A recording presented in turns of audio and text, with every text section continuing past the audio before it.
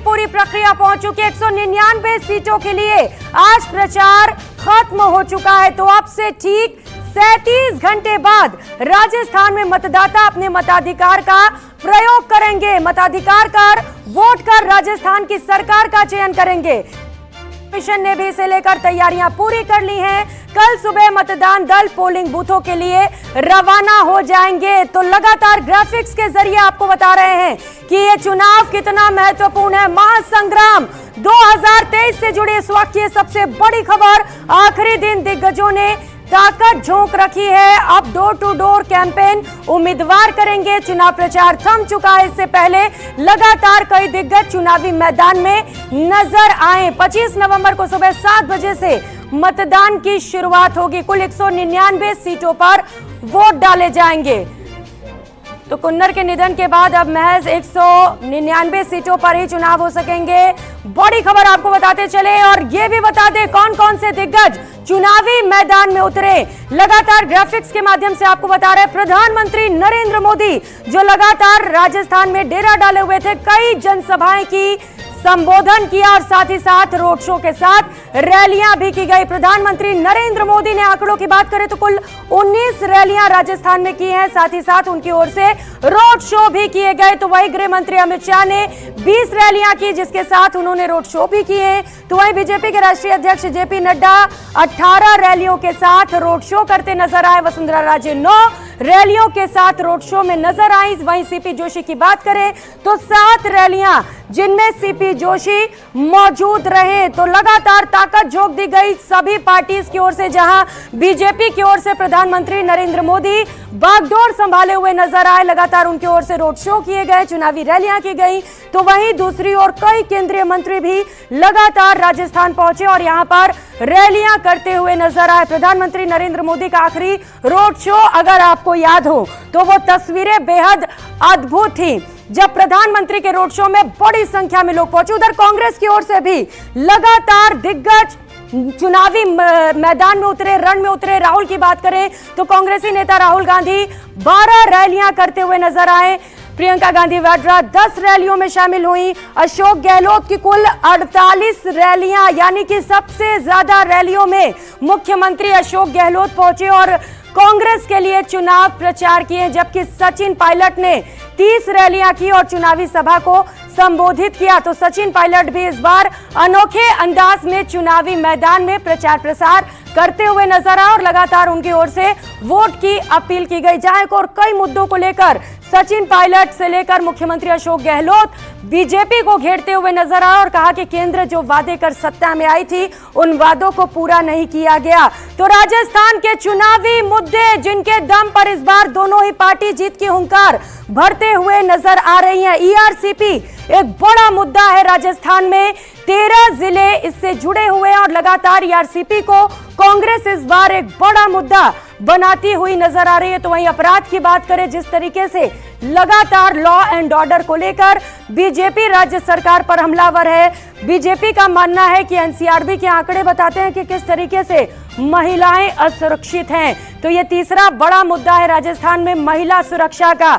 BJP का दावा है कि अगर उनकी सरकार बनती है तो महिलाओं को सुरक्षा देंगे, एंटी रोमियो स्क्वाड्स बनाए जाएंगे। तो यह भी एक बड़ा मुद्दा इस बार चुनावी मैदान में देखने को मिल रहा है। बेरोजगारी, युवाओं से जुड़ा एक ऐसा मुद्दा जिस पर लगातार दोनों ही पार्टीज दांव खेलती हुई नजर आ रही है। जहां कांग्रेस ने दावा किया है 4 लाख सरकारी नौकरी और कुल 10 लाख नौकरी देने का, तो वहीं बीजेपी की ओर से भी बड़ा ऐलान किया गया है।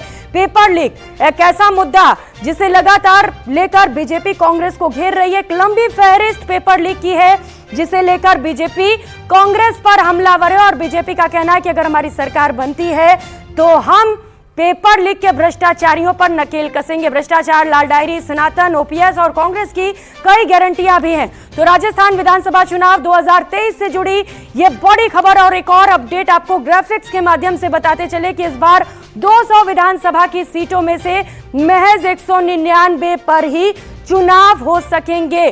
कुल उम्मीदवार जो चुनावी मैदान में उनका जिक्र करते चले तो कुल उम्मीदवार इस बार चुनावी मैदान में 1874, एक बड़ा आंकड़ा यहां पर, जिन्होंने चुनावी मैदान में ताल ठोकी है। कुछ कांग्रेस के उम्मीदवार हैं, कुछ बीजेपी के, कुछ अन्य पार्टियों के हैं, तो वहीं बड़ी संख्या में निर्दलीय उम्मीदवार भी मैदान में ताल ठोकते हुए और अपनी किस्मत आजमाते हुए नजर आ रहे हैं। इनमें अगर डिस्ट्रीब्यूशन करें पुरुष और महिला उम्मीदवारों की तो एक बड़ा अंतर यहां पर देखने को मिल जाता है। पुरुष उम्मीदवारों की बात करें तो 1691, तो वहीं महिला उम्मीदवारों की बात करें तो महज 183 उम्मीदवार ऐसी हैं जो महिला हैं। तो राजस्थान विधानसभा चुनाव 2023 से जुड़ी ये बड़ी खबर आपको बता रहे हैं। कुल वोटर्स की बात कर लें तो कुल वोटर्स इस बार जो प्रत्याशियों की किस्मत का फैसला करेंगे उनका आंकड़ा है 5,29,31,152। ये वो वोटर हैं जो 25 नवंबर को मतदान करेंगे और प्रत्याशियों की किस्मत का फैसला इनके हाथों में ही है। पुरुष वोटर्स की बात करें तो पुरुष वोटर इस बार जो अपने मतों का प्रयोग करेंगे उनका आंकड़ा है 2,74,74,849। तो वही महिला वोटर हैं 2,53,13,458। तो बहुत बड़ा अंतर यहां पर नहीं। निश्चित तौर पर महिला कैंडिडेट्स काफी ज्यादा कम है, लेकिन महिला वोटर काफी ज्यादा, और यही वजह है कि लगातार महिला वोटर्स को साधने की कोशिश दोनों ही पार्टीज की ओर से की जा रही है। जहां महिला सुरक्षा को एक बड़ा मुद्दा बनाते हुए बीजेपी चुनावी मैदान में उतरी हुई है, तो वहीं दूसरी ओर गैस सिलेंडर का जिक्र कांग्रेस की ओर से किया जा रहा है और कहा जा रहा है महिलाओं को 10,000 रुपए प्रति वर्ष हम देंगे भी। युवा वोटर्स की बात कर लेते हैं। युवा वोटर्स इस बार जो है वो उनका आंकड़ा है 22,71,647। तो ये वो वोटर्स हैं जो 18 से 19 साल के बीच में आते हैं और ये भी एक बड़ा वर्चस्व रखते हैं उनकी किस्मत का फैसला करने के लिए जिन्हें वो सत्ता में चाहते हैं। तो यही वजह है कि युवा वोटर्स पर भी इस बार काफी ज्यादा फोकस बीजेपी से लेकर कांग्रेस की ओर से देखने को मिला, जहां पर बड़ी संख्या में युवा कैंडिडेट्स को चुनावी मैदान में उतारा गया। तो वहीं साथ ही साथ रोजगार की भी बात की गई।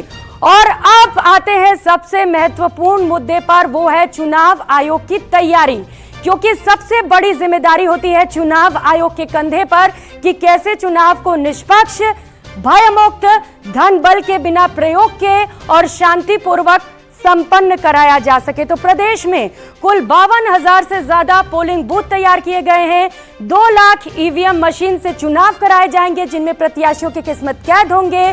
4 लाख के तकरीबन मतदान कर्मी हैं। ये सुरक्षा के खास इंतजाम को देखेंगे। 366 सहायक मतदान केंद्र भी खुलेंगे। एक मतदान केंद्र भीड़ ज्यादा होने पर इस्तेमाल किया जाएगा और सबसे ज्यादा 92 सहायक मतदान केंद्र जयपुर जिले में है। बुजुर्ग दिव्यांगों को होम वोटिंग की सुविधा दी गई, जिसमें बड़ी संख्या में उन्होंने अप्लाई भी किया और अपने मतों का उपयोग भी किया।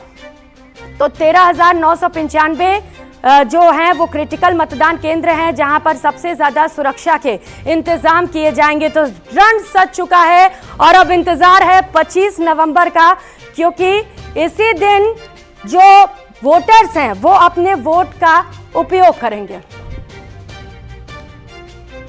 और ज्यादा सवाल जवाब करेंगे, जानेंगे क्या है तैयारी निर्वाचन विभाग की ओर से। इस वक्त हमारे साथ अलग अलग सहयोगी अलग अलग जगहों से जुड़ चुके हैं। अरबाज अहमद जुड़ चुके हैं जयपुर से, रंजन दवे जोधपुर से, हिमांशु मित्तल कोटा से, अशोक भाटी अजमेर से इस वक्त सहयोगी हमारे साथ जुड़ चुके हैं, जिनसे हम जानेंगे कि क्या है तैयारी निर्वाचन विभाग की ओर से, क्योंकि अब 48 घंटे से भी कम का वक्त रह गया। और ग्राफिक्स के माध्यम से लगातार आपको बता रहे हैं कि अब चुनाव प्रचार का शोर थम चुका है। डोर टू डोर अब जो प्रत्याशी हैं वो लोगों के घरों तक पहुंचेंगे और बताएंगे कि आप हमें वोट क्यों करें। अपने मुद्दों को गिनाएंगे और लोगों को कन्विंस करने की कोशिश की जाएगी। इससे पहले लगातार चुनाव प्रचार आपने देखे, जहां पर प्रधानमंत्री नरेंद्र मोदी 19 रैलियों में शामिल हुए। बड़ी संख्या में उन्होंने रोड शो किए, जहां पर लोग मौजूद रहे। लोगों को यह बताया गया कि आखिर बीजेपी को वोट क्यों करें। लेकिन इस बार चूंकि बीजेपी का कोई सीएम कैंडिडेट नहीं है मैदान में, कोई चेहरा नहीं है, सिर्फ प्रधानमंत्री नरेंद्र मोदी के चेहरे पर चुनाव लड़ा जा रहा है। यह देखना खास होगा कि इसका क्या असर पड़ता है आगामी चुनाव पर, क्योंकि लोकसभा चुनाव से पहले बीजेपी के लिए ये आखिरी मौका है राजस्थान में जीतने का। तो 19 सभाएं प्रधानमंत्री नरेंद्र मोदी ने की है। ये वो चेहरा है जिसके दम पर बीजेपी चुनावी मैदान में उतरी हुई है। कमल का फूल खिलाने की बात लगातार बीजेपी की ओर से की जा रही है और जब जब प्रधानमंत्री नरेंद्र मोदी चुनाव प्रचार करने पहुंचे हैं तो सबसे ज्यादा उन्होंने कांग्रेस पर हमले किए हैं। गृह मंत्री अमित शाह 20 जनसभाएं करते हुए नजर आए। ये वो चेहरे आपको दिखा रहे हैं ग्राफिक्स के माध्यम से जिन्होंने चुनावी रण में उतरकर बीजेपी के लिए वोट की अपील की है। बीजेपी के राष्ट्रीय अध्यक्ष जेपी नड्डा को आप देख पा रहे हैं जिन्होंने 18 सभाएं की हैं, संबोधन किया है और साथ ही साथ लोगों से ये अपील की है कि बीजेपी ही वो सरकार है जो आपको सुरक्षा दे सकती है और यही वजह है कि उन्होंने कहा है कि बीजेपी को वोट करें, डबल इंजन की सरकार बनाए। पूर्व सीएम वसुंधरा राजे जो लगातार मैदान में ताल ठोकती हुई नजर आई, कुल 9 सभाएं वसुंधरा राजे की ओर से की गई हैं और बीजेपी के पक्ष में वोट करने की अपील वसुंधरा राजे भी करती हुई नजर आई। तो ग्राफिक्स के माध्यम से आपको बता रहे हैं कौन कौन से वो दिग्गज जो चुनावी रण में उतरे और बीजेपी के पक्ष में वोट करने की अपील की। बीजेपी के प्रदेश अध्यक्ष सीपी जोशी 7 सभाएं करते नजर आए और जब भी कोई दिग्गज पहुंचते थे जैसे प्रधानमंत्री या फिर गृह मंत्री अमित शाह तो उनके साथ भी अक्सर इन्हें देखा जाता था। और अब बात करेंगे कांग्रेस की। कांग्रेस की ओर से कौन कौन उतरा चुनावी मैदान में, बीजेपी की बात कर ली, अब बात कांग्रेस की।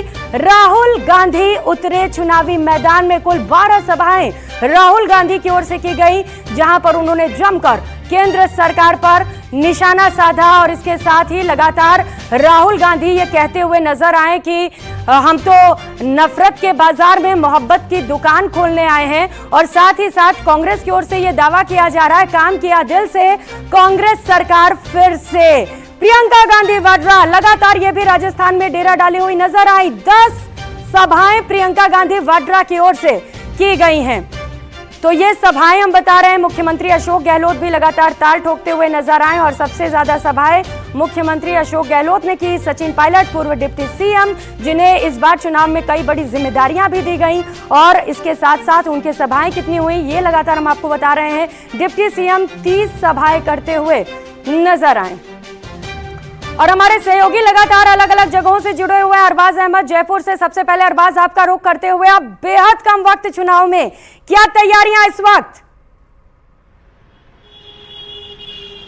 देखिए, चुनाव की तैयारियां अभी से नहीं बल्कि काफी टाइम से चल रही हैं और बाकायदा इसकी अलग अलग तरह से मॉक ड्रिल भी जारी है और कोशिश यही है कि जो इस बार का चुनाव है यानी सिर्फ राजस्थान का चुनाव नहीं है, ये 2023 के भारत के सबसे बड़े भौगोलिक दृष्टि से जो राज्य है उसका चुनाव है। राजस्थान देश का सबसे बड़ा राज्य है और यहाँ पर आप देखिए कि करीब 5 करोड़ 29 लाख मतदाता अपने मताधिकार का उपयोग करेंगे। तो उन जो मतदाता हैं उनको सभी को पूरा वक्त मिल पाए, इसके लिए बाकायदा सुबह 7 बजे से लेकर के शाम को 6 बजे तक मतदान का समय दिया गया। 2 घंटा एक्स्ट्रा इस बार बढ़ाया गया है। राजस्थान में मतदान केंद्रों की संख्या 52,152 कर दी गई है बढ़ा करके, जिसमें सहायक मतदान केंद्रों की सुविधाएं भी राजस्थान में दी गई। अगर कहीं जरूरत है तो वहां पर हो सकता है। खासतौर पर महिला कार्मिक वाले बूथ भी हर विधानसभा क्षेत्र में 8 ऐसे बूथ रहेंगे जो पूरी तरह से महिला कार्मिक संभालेंगी ताकि महिलाओं को मतदान में काफी एक तरह से देखा जाए तो आसानी हो, क्योंकि राजस्थान में आप देखिए जैसे अभी आपने आंकड़ा बताया था 2 करोड़ 74 लाख अगर पुरुष मतदाता हैं हाँ। तो 2 करोड़ 53 लाख महिला मतदाता भी हैं। ऐसे महिलाओं को जो है मोटिवेट करना और पोलिंग बूथ तक लाना बहुत जरूरी है। इसी के लिए जो है महिला स्पेशल जो है बूथ बनाए गए हैं, आदर्श जो है बूथ बनाए गए हैं जहां पर फैसिलिटीज होगी, बाकायदा सजावट होगी ताकि मतदाता आकर्षित हो। युवाओं के लिए भी कोशिशें हैं, बुजुर्गों और दिव्यांगों के लिए भी कोशिशें हैं। और जो ईवीएम मशीन आप देखिए करीब 52,000 से जो ज्यादा मतदान केंद्र हैं उन पर 2 लाख से ज्यादा ईवीएम मशीन का विशेष इंतजाम किया गया। इनका रैंडमाइजेशन किया गया, मतलब एक तरह से सभी ईवीएम मशीन्स को इतना मिला दिया गया कि किसी को पता नहीं चलेगा कि कौन सी ईवीएम कहां जाएगी। दूसरे चरण में बाकायदा बूथ के लिए रैंडमाइजेशन किया गया जिसमें उनको रैंडमली सब जगह भेज दिया गया है। हाँ। कल सुबह से जो पोलिंग बूथ पर अलग अलग जगह पोलिंग पार्टी है उनका पहुंचना शुरू हो जाएगा। सभी जितने भी जो जिला निर्वाचन अधिकारी है, क्योंकि 33 निर्वाचन अधिकारी को लगातार कोऑर्डिनेशन में जो राजस्थान के मुख्य निर्वाचन अधिकारी हैं प्रवीण गुप्ता वो रखे हुए हैं। और अभी आप देखिए कि पिछले करीब 1.5 महीने से कोई वीकली ऑफ नहीं है, कोई छुट्टी नहीं है।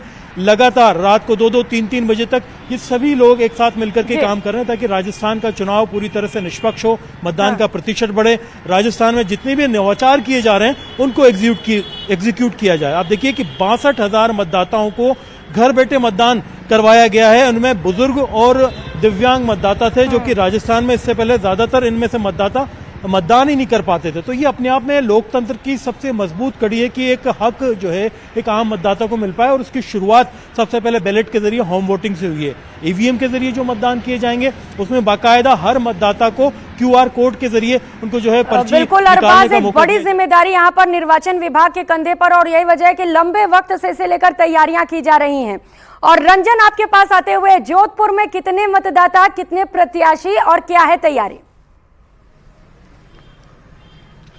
देखिए, जोधपुर में भी निश्चित तौर पर जिस तरीके से साथी अरबाज ने जयपुर से जानकारी दी, उसी को आगे बढ़ाते हुए बताना चाहूंगा कि जोधपुर में भी जिला निर्वाचन अधिकारी हिमांशु गुप्ता के नेतृत्व में निश्चित तौर पर पूरे प्रबंध पुख्ता किए गए हैं। जो मतदान दल जो है उनकी रवानगी से पहले यदि वे आते हैं और रुकते हैं तो उनके रात्रि के विश्राम के लिए भी व्यवस्था की गई है, उसके लिए भी अधिकारी नियुक्त किए गए हैं। उसके अलावा सवेरे से जो है इनकी रवानगी के पुख्ता इंतजाम किए गए हैं। 10 विधानसभा क्षेत्र है जोधपुर की, जिसके लिए अलग अलग स्थानों पर पुख्ता पुलिस और प्रशासन के